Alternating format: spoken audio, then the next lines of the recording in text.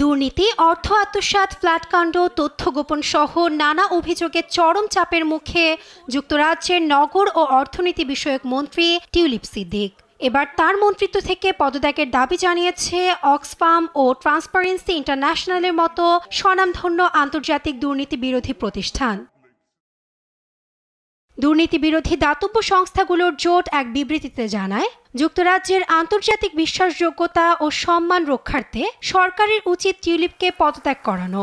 বিবৃতিতে আরও বলা হয়, ট্রেজারি মন্ত্রী টিউলিপ মানি লন্ডারিং সহ নানা অর্থনৈতিক অপরাধে জড়িয়েছে।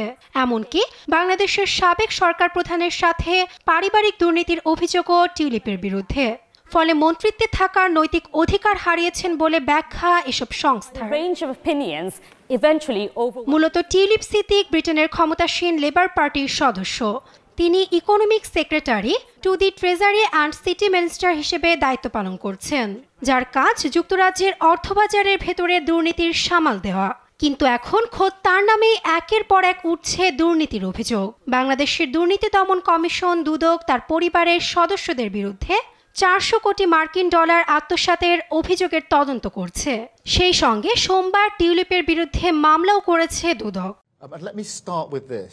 অন্যদিকে এ সপ্তাহে টিউলিপকে বরখাস্ত করতে প্রধানমন্ত্রী কেয়ার স্টারমারের প্রতি আহ্বান জানান বিরোধী দল কনজারভেটিভ পার্টির প্রধান কেমি ব্যাডেনজ।